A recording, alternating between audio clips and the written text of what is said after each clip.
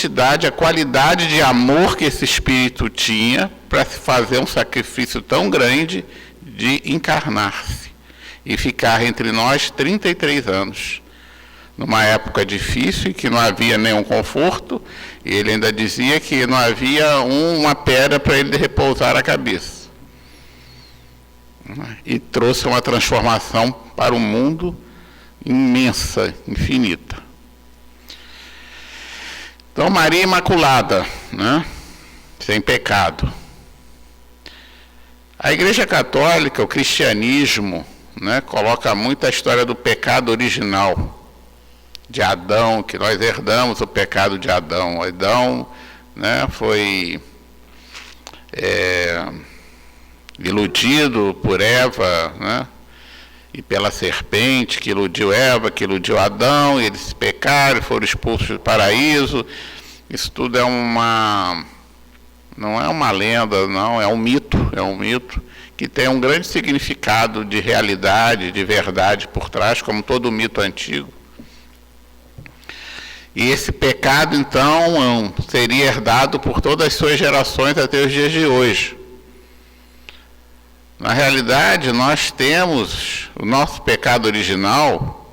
Esse pecado original pode ser interpretado do ponto de vista espírita como as nossas tendências que nós trazemos do passado, as nossas mágoas, os nossos erros, as nossas imperfeições que precisam ser superados e ajustados e vencidos. Quando nós nos livrarmos de todas essas imperfeições, de toda a influência que a matéria exerce sobre nós, quando evoluirmos a ponto de realmente nos desmaterializarmos, nos desapegarmos dos nossos desejos materiais, nós não necessitaremos mais encarnar e teremos uma vida plena e liberdade. É como se fosse o retorno ao paraíso perdido, né? Então, todos esses mitos têm um significado, muitas vezes mal compreendido, ou interpretados ao pé da letra, mas que têm um significado profundo, que podemos encontrá-los se estudarmos, se meditarmos, se refletirmos de forma correta sobre eles. Mas voltando à história de Maria de Nazaré, Nazaré era um povoado, não era nem considerado uma cidade, era um povoado numa colina, na Galileia, numa região mais pobre de Israel, a 100 quilômetros da capital, que era Jerusalém. Era um povoado de 300 a 400 habitantes. E Maria nasceu nesse povoado. Então, uma menina nesse povoado, o que ela fazia? Né? Ajudava a mãe, ajudava as irmãs, se houvesse, carregava lenha, ia pegar água na cisterna, plantava alguma coisa, colhia. Né? Era uma menina, era uma moça de uma zona rural, como nós conhecemos hoje, talvez bem mais atrasada do que nos dias de hoje. Uma pessoa muito simples. E a gente observa que as manifestações divinas, né, ou da espiritualidade superior, geralmente ocorre nos meios mais simples. Eu não sei se vocês já perceberam isso. Os meios mais simples, mais humildes, muitas vezes é ali que a espiritualidade encontra o ambiente adequado para manifestar-se e para produzir as suas ações. Vídeo no Brasil, Chico Xavier nascendo e vivendo em Pedro Leopoldo, numa família muito pobre, numa dificuldade imensa, e assim é, em geral. Né? Não é a regra geral, mas é em muitas vezes. E Maria foi uma dessas, visitada pelo amor divino, né, em Nazaré. Então, como é que foi a história? Em Nazaré, em um determinado dia, Maria recebe uma visita de um ser espiritual, do anjo Gabriel. Maria tem, nos 4 evangelhos, ela tem 7 falas apenas. Ela fala somente 7 vezes. 19 referências a ela nos 4 evangelhos e 7 falas, né? E 3 dessas falas foi feita no dia da anunciação, em que o anjo Gabriel vem anunciar a vinda do Cristo, a vinda de Jesus, a missão que ela teria que cumprir. Então, aparece o anjo Gabriel, né? E vamos aqui ver o que o anjo disse para ela.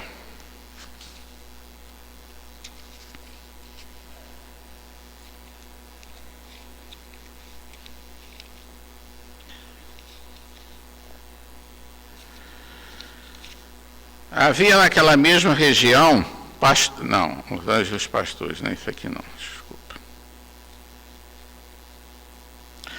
No 6º mês, esse 6º mês aqui foi relacionado porque o anjo Gabriel já tinha visitado Zacarias. Zacarias era marido da prima de Maria, que morava numa cidade a 6 quilômetros de Jerusalém. Mas Zacarias era o responsável, naquela época, ele era o sacerdote principal do templo de Jerusalém. E ele vai e entra no Santo dos Santos, que era o ponto principal do templo, que só o sacerdote, o sumo sacerdote, poderia entrar. Ele entra no Santo dos Santos para fazer o incensório, para colocar incenso, né? É onde ficava a Arca da Aliança. E o anjo Gabriel lhe aparece, lhe dizendo que a sua mulher iria ficar grávida. Isabel, esposa de Zacarias, iria ficar grávida.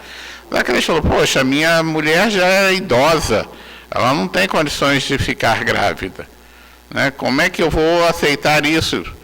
Aí o anjo Gabriel coloca para ele: não, você não está acreditando, você vai ficar mudo, né?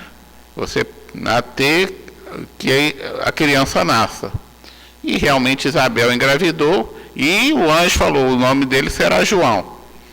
A Isabel engravidou, o menino nasceu, e no momento de ser lá apresentado ao templo, quando perguntaram qual o nome que seria, ele então começou a falar de novo, voltou a falar e disse que o nome dele seria João. E o anjo Gabriel retorna, né? Aparece a Maria no 6º mês após o nascimento de João, né? No 6º mês, o anjo Gabriel, enviado da parte de Deus para uma cidade da Galileia chamada Nazaré, a uma virgem desposada com um certo homem da casa de Davi, com o nome de José. A virgem chamava-se Maria. Na realidade, o nome dela era Miriam. Aí ficou traduzido para português e outros idiomas para Maria. O nome original é Miriam, que quer dizer Senhora da Luz. A palavra Miriam quer dizer Senhora da Luz. E entrando o anjo aonde ela estava, disse: salve, agraciada, o Senhor é contigo, bendita és tu entre as mulheres. Ela, porém, ao ouvir essas palavras, perturbou-se muito, e pôs-se a pensar no que significaria esta saudação. Mas o anjo lhe disse: Maria, não temas, porque achaste graça diante de Deus. Eis que conceberás e darás à luz a um filho, a quem chamarás pelo nome de Jesus. Este será grande e será chamado Filho do Altíssimo. Deus, o Senhor, lhe dará o trono de Davi, seu pai. Ele reinará para sempre sobre a casa de Jacó, quer dizer, sobre o povo de Israel, e o seu reinado não terá fim. Então disse Maria ao anjo: como será isso? Pois eu não tenho relação com homem algum. Respondeu-lhe o anjo: descerá sobre ti o Espírito Santo, e o poder do Altíssimo te envolverá com a sua sombra. Por isso também o ente santo que há de nascer será chamado Filho de Deus. E a primeira palavra dela é essa: como será isso? Pois eu não tenho relação com homem algum. Embora ela fosse noiva de José, ela não tinha relação com homem algum.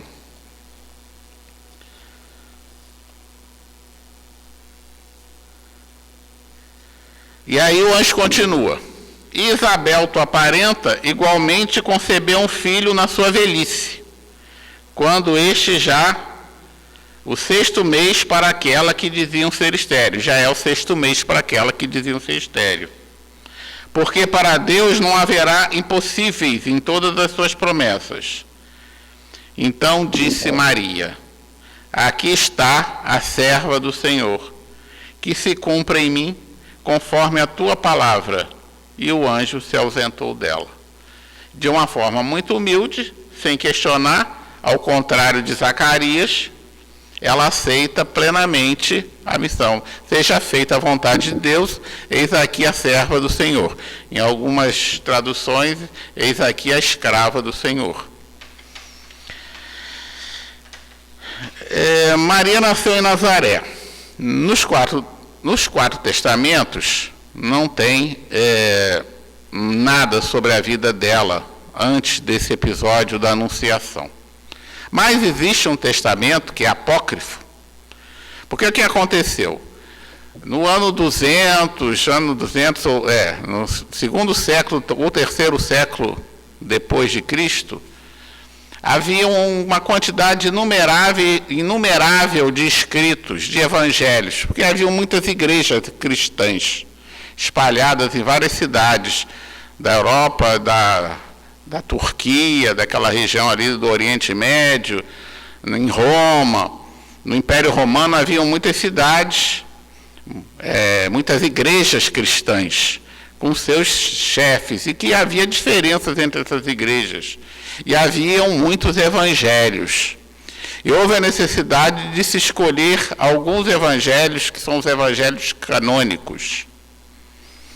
Esses 4 evangelhos que foram escolhidos, pelos padres da igreja, pelos pais da igreja católica, foi os evangelhos de Mateus, Marcos, Lucas e João. Mas existe uma infinidade é exagero, mas uma quantidade de outros evangelhos que hoje podemos encontrar e comprar aí em qualquer livraria, principalmente uma livraria católica. São os evangelhos apócrifos. E um desses evangelhos é o proto-evangelho de Tiago, que eu, por acaso, li ele ontem para a palestra de hoje, porque ele traz muitas informações sobre a vida de Maria. Ele fala praticamente só sobre Maria. Proto-evangelho de Tiago. Então, Maria, e aí que vem a história de Santana e São Joaquim, que não está aqui. Tá?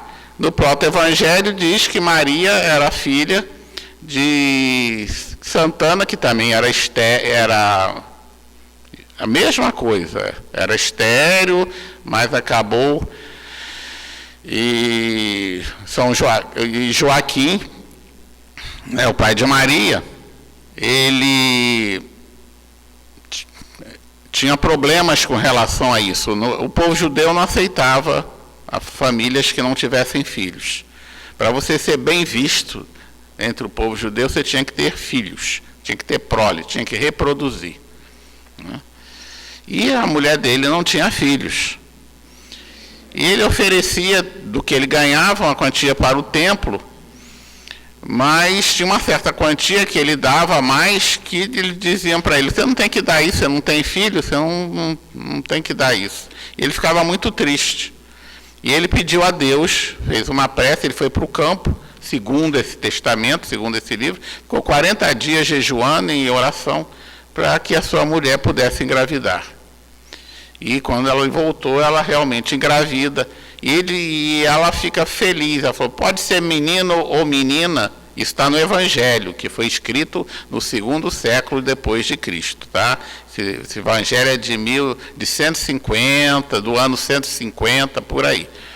E ela fica feliz e diz: tanto faz ser menino ou menina, eu ficarei muito feliz, porque Deus me visitou com uma gravidez.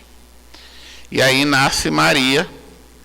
Maria fica com eles até 3 anos de idade, e segundo esse evangelho, eles resolvem colocá-la no templo.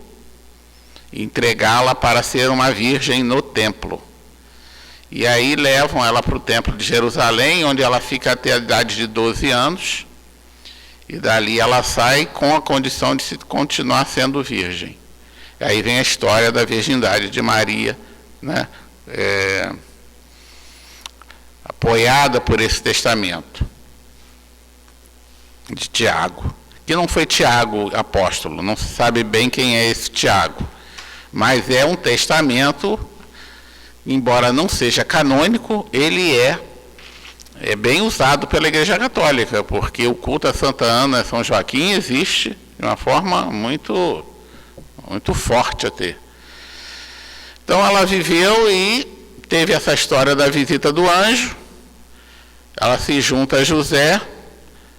Segundo os relatos, José fica muito preocupado com essa gravidez e o anjo Gabriel lhe aparece em sonho dizendo que fique tranquilo, porque essa gravidez dela era da parte de Deus e que ele aceitasse essa missão. E ele então assume Maria e o seu filho. Isso é o proto-evangelho, né? Bom, Maria acompanha Jesus, vem o nascimento de Jesus. Houve a história do recenseamento, era o Império Romano, tinha que fazer o recenseamento de todo o povo judeu, né? E esse recenseamento era feito na cidade de origem de cada tribo. E a cidade de origem de José de Davi era Belém. E por isso ele foi a Belém. E aquela história que no meio do caminho, a Maria fala que agora o meu filho vai nascer, estou no momento com as dores do parto. E aí tem a história de que nos evangelhos normais aqui, canônicos, dizem que ela não encontra hospedagem, estava tudo lotado, aquela história toda. Nesse evangelho de Tiago, diz que no meio do caminho, ela tem as dores do parto, e eles, um campo aberto, coloca como um campo aberto, e tinha uma caverna. Então ela vai ter a criança na caverna. Né? Havia um grupo de pastores próximo, e o anjo Gabriel, provavelmente o mesmo anjo, aparece aos pastores anunciando a vinda do Messias, o nascimento do Cristo. Venho lhes trazer uma boa nova para vocês, pastores, homens simples. Está nascendo para vós um grande ser, um grande ente, está nascendo para vós. E esse para vós, né, aquela história, desde esse momento, o filho não era só de Maria, né? Era um filho que estava nascendo para o mundo, para o povo, para nós, para todos nós. Então é interessante aqui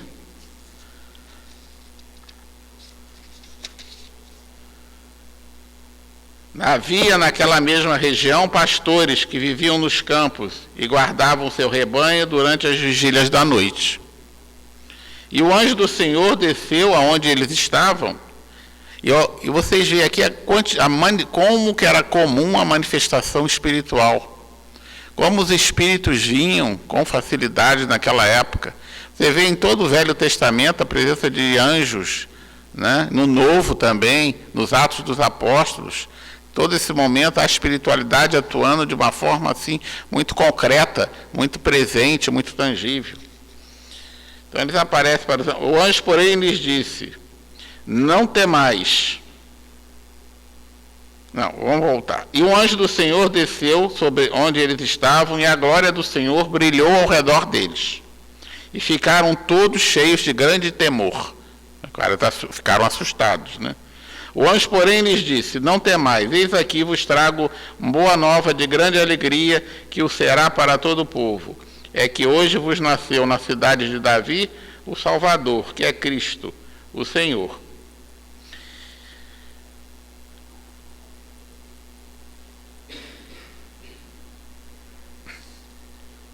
é que hoje vos nasceu, esse ponto que eu queria aqui acentuar, é que hoje vos nasceu na cidade de Davi.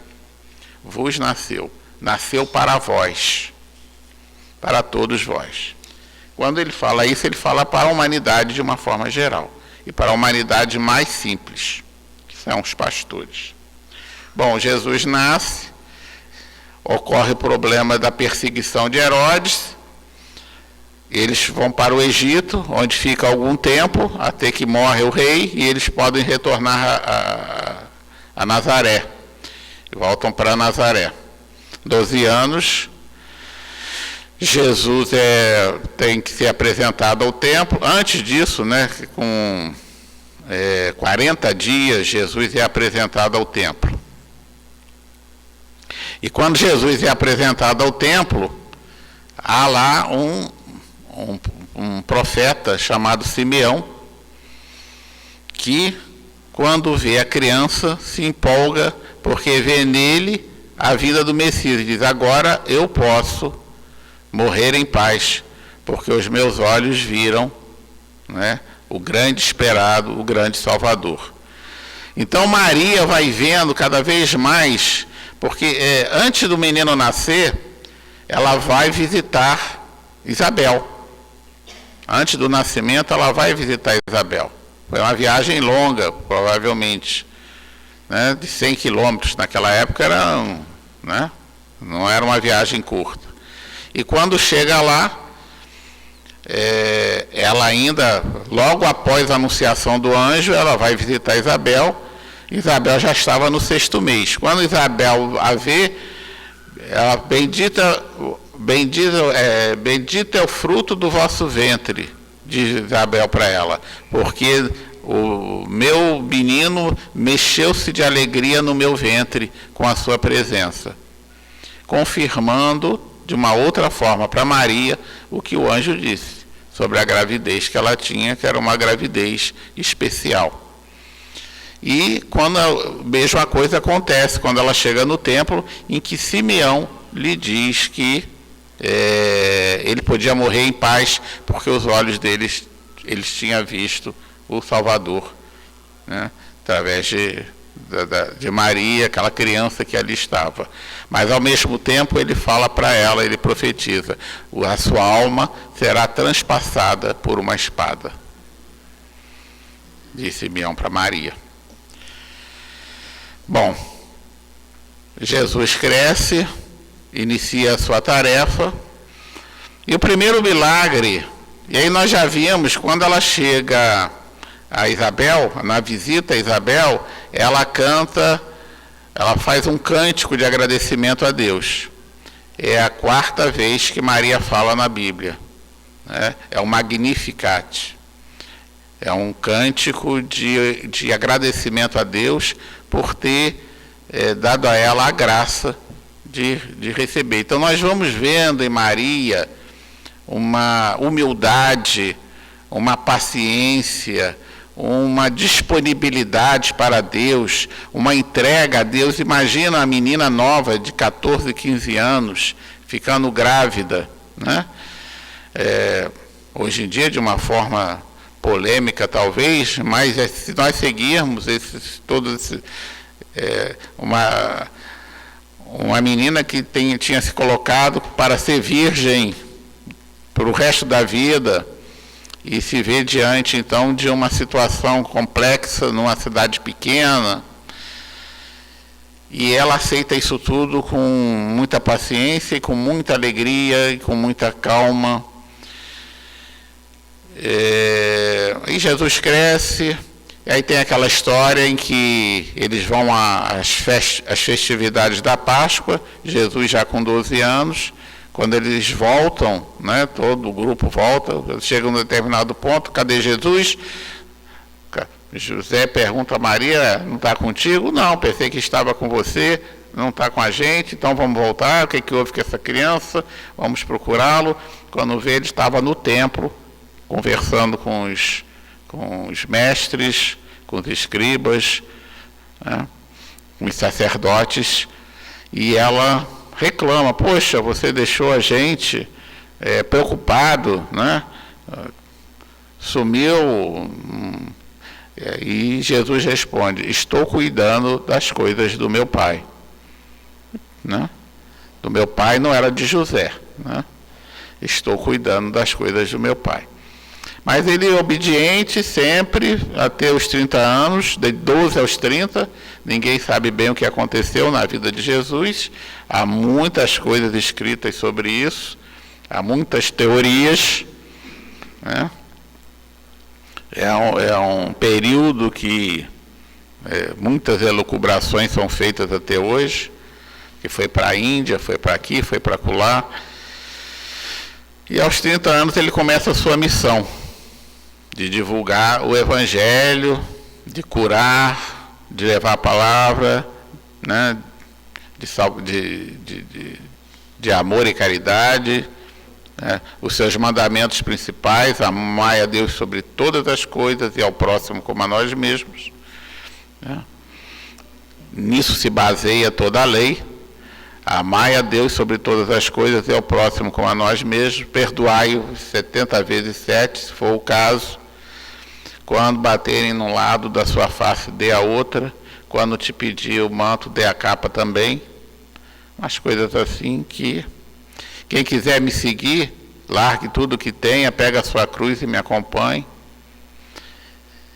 E Jesus, então, coloca em várias palavras o caminho, né? A porta é estreita, a porta larga é sedutora, mas a porta que vocês têm que entrar, devem entrar, é pela porta estreita, é pelo caminho estreito, pelo caminho da libertação. Libertar-se do quê? Libertar-se dessa ilusão que nós vivemos. O mundo físico é uma ilusão. Se a gente parar para pensar 2 minutos, a gente vai ver que o que era há 1 ano atrás já não é mais. O que era há 10 anos já mudou tudo. A nossa vida muda a todo instante.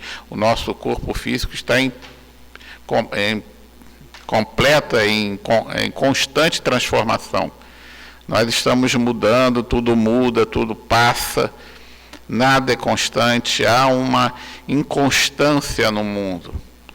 O que é permanente? É a nossa consciência, né? A realidade do nosso eu, o eu sou.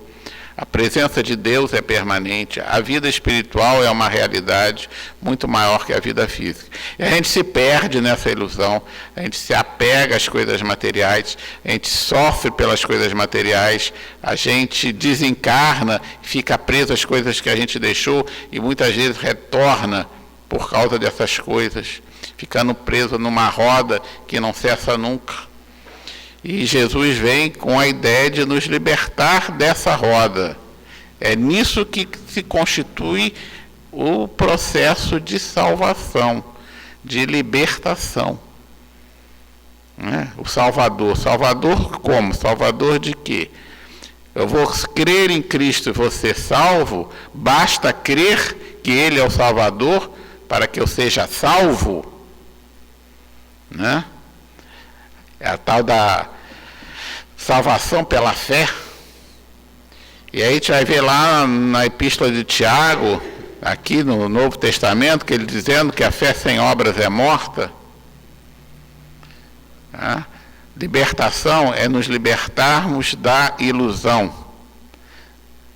É elevarmos a nossa mente a um plano superior de existência, de consciência, é ampliar a nossa consciência além da ilusão do mundo material em que nós vivemos.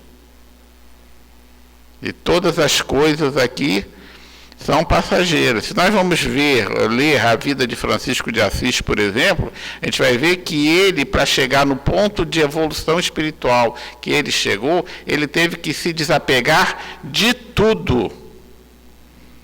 Ele começa a sua vida largando a sua roupa, entregando para o Pai. E vai viver lá totalmente desapegado de tudo e de todos. No final, forma-se uma ordem, uma organização ao redor dele, que é a Ordem dos Franciscanos, que existe até hoje.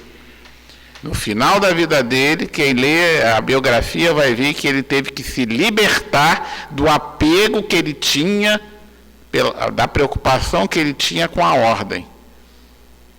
Isso não te pertence mais, segue o teu caminho espiritual. Isso é muito difícil, a gente está falando isso aqui, eu estou falando, mas isso é algo muito complicado para todos nós.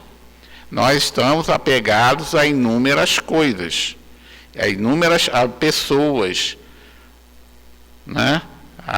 Aos nossos bens materiais, aos nossos entes queridos, aos nossos filhos, aos nossos esposos e esposas. Nós temos um apego. E tudo vai passar e tudo vai mudar. Isso gera dor e sofrimento, né? Muitas vezes. Os dois lados do prazer e da dor. E a gente necessita, no nosso processo de evolução, nos libertarmos. E a vida do Cristo é um processo de libertação contínua, em que termina lá na cruz. Bom, Maria acompanha Jesus por toda a sua vida, de uma forma muito discreta, muito humilde, uma intervenção dela na boda de Canaã. Eles são convidados para um casamento e, em determinado momento, está Jesus, está os seus discípulos mais próximos desse casamento e está Maria. Em determinado momento, chegam a Maria e dizem, olha, o vinho acabou. E naquela época, acabar o vinho era um negócio assim meio complicado no casamento. O pessoal ia sair falando mal. Pô, acabou o vinho, mal organizado, que casamento foi esse? Não era... É uma coisa complicada, né? Até hoje, né, determinados festas, se nós não fizermos de forma organizada, vão sair falando. Naquela época era bem pior. Aí Maria chega para Jesus e fala, acabou o vinho. E aí Jesus reclama, o que queres de mim, mulher? Ainda não chegou, ainda não é chegada a minha hora. Aí Maria vira para os funcionários lá do casamento, para o buffet, vamos dizer assim, o pessoal do buffet, né? O pessoal que estava lá administrando, vira para eles e fala, é mais uma fala de Maria na Bíblia, uma das poucas. Faça tudo aquilo que ele vos disser. Olha só a importância dessa frase para nós. Quando ela fala isso, quando ela diz isso para os servidores do casamento, ela está dizendo isso para a humanidade inteira. Faça tudo aquilo que ele vos disser. E aí Jesus chega para eles, tinha várias talhas de barro contendo água. Ele mandou trazer as talhas e transformou a água em vinho. E mandou chamar o mestre-sala, o responsável pela festa, né? Para provar o vinho. E o responsável, que não sabia o que tinha acontecido, vira para o noivo e diz, olha, muito interessante, é até muito estranho. Normalmente, nas festas dos casamentos, é oferecido primeiro o vinho melhor, e o vinho pior, de pior qualidade, fica para o final. Já está todo mundo, já bebeu para caramba, né? Qualquer vinho serve. Então a ideia é essa. E você aqui fez o contrário. O vinho melhor você deixou por último, que era o vinho que Jesus tinha produzido. É o primeiro milagre de Jesus, pedido por Maria. Depois nós vamos ver Maria somente no Gólgota. Quando Jesus é crucificado, ela está ao pé da cruz. Está ela e mais duas Marias, Maria de Cleófas e Maria Madalena. São as três Marias. Por isso que colocaram das três estrelas, aquelas estrelinhas do céu, o nome de três Marias. Eu não sabia disso, fui saber disso ontem. É homenagem às três Marias aos pés da cruz. E nesse momento, Jesus está no final, né? Maria está ali sofrendo, é aquela história, o seu coração será transpassado por uma espada, assim como o coração de Jesus foi transpassado por uma lança. Quando ele dá o último suspiro, um soldado atira uma lança sobre ele, formando a quinta chaga, né? Da onde sai sangue e água. Tudo é simbólico, muito símbolo nisso tudo, né? Mas antes disso acontecer, no final mas já no final, está Jesus, o único apóstolo que está junto a Jesus é João. Judas traiu, Pedro negou e os outros 9 picaram a mula. Ninguém quis se comprometer. Só João, o mais novo, né, que era o apóstolo amado de Jesus, ficou ali do lado dele. E aí Jesus olha para Maria e fala para ela: eis aí o teu filho. Vira para João e fala: eis aí tua mãe. Entrega a Maria a responsabilidade de João. E aí, né, desencarna, morre, aquele momento ali, dá o último suspiro. Bom, aí, aquela história toda, Jesus é sepultado, depois Jesus ressuscita, ou reaparece, né? E aparece num cenáculo, uma sala grande para os seus discípulos, em que Maria está presente, né? Antes dele retornar ao mundo espiritual. A partir daí vem todo o amparo espiritual para os apóstolos, que seria o Pentecostes, né?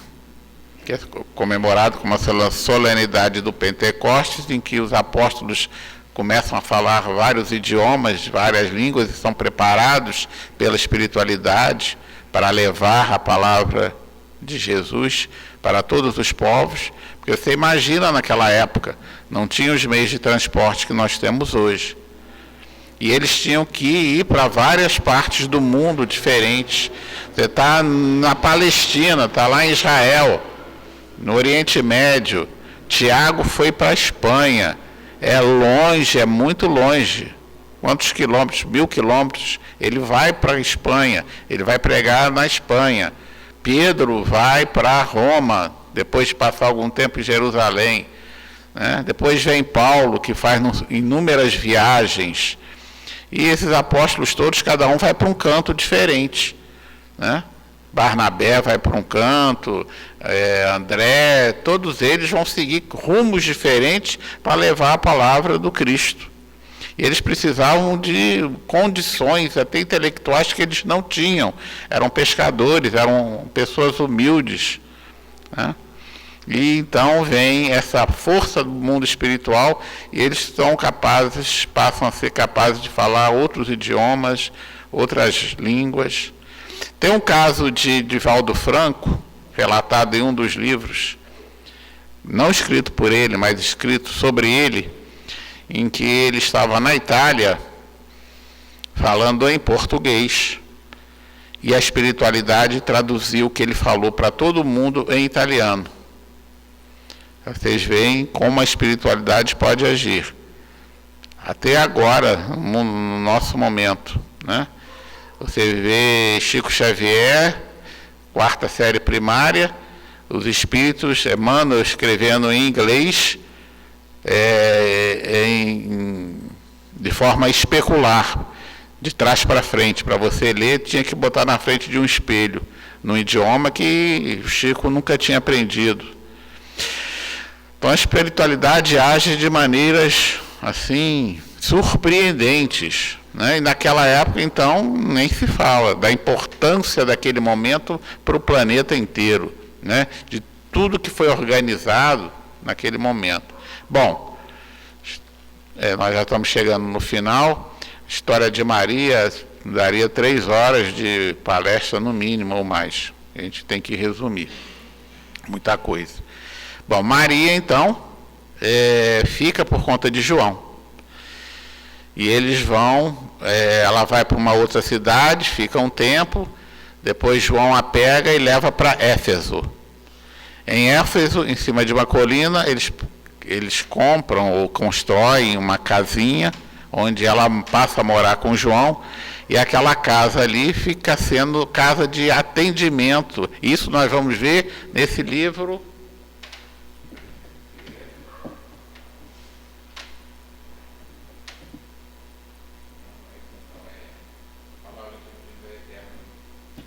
Outro livro de Emmanuel, em que ele conta essa história. Aí é a história de Emmanuel. Então eles vão morar nessa casa e eles começam a atender as pessoas que vão lá em busca de amparo, de assistência, de uma orientação, de conselho. E Maria fica ali disponível para atender a todos os que chegam. Ela e João. João menos do que ela de forma constante. E é aí que Emmanuel coloca que ela passa a ser chamada de Mãe Santíssima. Essa expressão Mãe Santíssima vem desse momento, porque aqueles que a procuravam chamavam-na de Mãe Santíssima. E Maria, então, até o final da sua vida, fica trabalhando, né, em favor do pobre, do necessitado, do sofredor, atendendo a todos aqueles que a buscavam, em busca de um lenitivo, até que um dia, né, determinado dia, aparece um mendigo, né, um pedinte, e chega na casa e começa a conversar com ela, e começa a falar coisas maravilhosas para ela, de apoio, de coisa. Você veio pedir, você está me dando, né? Diz Maria. E de repente ela olha e percebe, quando ele abre as mãos para ela, percebe as chagas nas mãos dele, que ela olha para os pés, as chagas. Isso é palavras de Emmanuel. Olha para os pés, ele tem as chagas também. E ela reconhece então o filho dela, Jesus. Então Jesus vem, dá-lhe aquele apoio, aquele carinho. Ela passa alguns dias aí, vai para a cama, deita, ela já está já bem idosa, e aí ela desencarna. E aí ele relata que os anjos, a espiritualidade vem, né, para levar Maria para o mundo espiritual superior. E ela diz, mas eu sei que tem muitos morrendo em nome do meu filho, sendo sacrificados, sendo martirizados nas bocas dos leões. Eu preciso visitá-los antes de ir. Então os anjos a levam a Roma, e ela vai numa daquelas catacumbas onde estão os cristãos, tristes, porque estão ali à espera de ir para o circo, para a boca dos leões no dia seguinte. E ela inspira nenhuma das que estão ali, né, numa das prisioneiras, das cristãs prisioneiras, ela inspira um cântico e fala para ela, e coloca um pouco de alegria. E aí que essa moça começa a cantar, e todos começam a cantar juntos, e cria aquele clima, aquele ambiente maravilhoso no local em que todos são beneficiados. E a partir dali Maria segue para o mundo espiritual, né? Então temos a história, né? Maria no Espiritismo, Chico Xavier tinha adoração por Maria. E um dia ele pede a Emmanuel que descrevesse Maria para ele. Como é que é Maria? Eu gostaria de ter um retrato de Maria. Aí Emmanuel, Chico, você acha que eu tenho condição de ir aonde Maria está? Eu estou muito aquém de Maria, não tem condição de vê-la. Aí fica, tá bom. Aí ele se lembra do Hospital Maria de Nazaré. No livro Memórias de um Suicida, da Ivone Pereira, ela descreve uma colônia espiritual, né?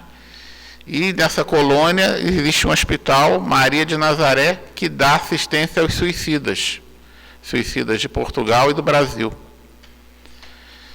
E Maria de Nazaré é responsável é a Legião dos Servos de Maria, é o nome da comunidade, Legião dos Servos de Maria. É um livro maravilhoso, importantíssimo. Tem 3 livros que foi comemorado os 50 anos. O Livro dos Espíritos, foi comemorado agora 150 anos, há poucos anos atrás. Parnaso de Além Túmulo, foi feita uma nova edição, que é um livro maravilhoso do Chico Xavier, de poesias. É uma obra-prima que merece todo mundo ter, todo mundo merece ter. E o terceiro livro, que foi comemorado os 50 anos, é a Memória de um Suicida. Esse livro ficou vários anos na gaveta, sem ter autorização para ser impresso. E, bom, voltando à história, Chico vira para Emmanuel e fala: poxa, tá bom, você não consegue ir lá, mas eu soube que lá no Hospital Maria de Nazaré, no mundo espiritual, na colônia Maria de Nazaré, existe um retrato de Maria. Você pode ir lá, olhar o retrato e trazer para nós aqui. A gente arranja alguém que faz um retrato... como é que a gente fala esses retratos? Hã? É um retrato falado, né? Você vai, descreve e o desenhista pinta. E foi o que foi feito. O Emmanuel trouxe, aí convocaram um artista e foi feita essa foto, que eu não trouxe aqui porque eu não consegui, mas que saiu, aí quem viu na internet, saiu na palestra de hoje. Aquela foto que eu acho que a Maria conhece, de Maria de Nazaré, que foi trazida do Hospital Maria de Nazaré a pedido de Chico Xavier. Ele recebeu, fez um quadro e essa foto é divulgada hoje, né, em que parece uma jovem, Maria jovem, né, muito linda, por acaso. Então é isso. Maria tem se manifestado N vezes, para terminar, eu não posso deixar de dizer isso, Maria tem se manifestado N vezes durante todos esses 2000 anos. As manifestações de Maria, as aparições de Maria são inúmeras, em toda a parte. Algumas são famosas, como a de Lourdes, a de Fátima, aquela do México, que eu esqueci o nome agora, que ela apareceu para um índio, e com uma característica muito... Guadalupe, né? Guadalupe. E uma das características sempre presentes nas manifestações. Para quem que ela aparece?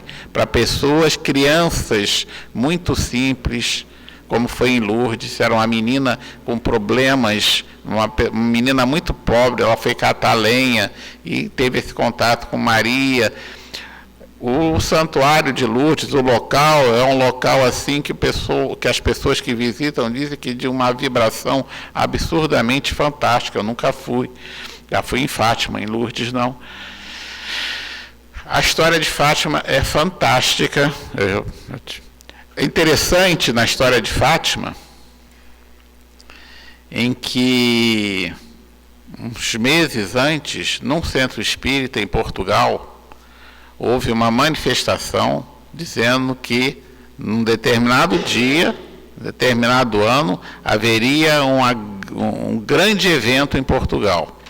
Foi exatamente na data marcada da primeira aparição de Fátima. Quer dizer, foi algo programado pela espiritualidade. E Maria, nessas aparições, foram aparições mensais, do dia 13 de maio ao dia 13 de outubro, para 3 crianças analfabetas. Ela traz tudo aquilo que iria acontecer com relação a aquelas crianças.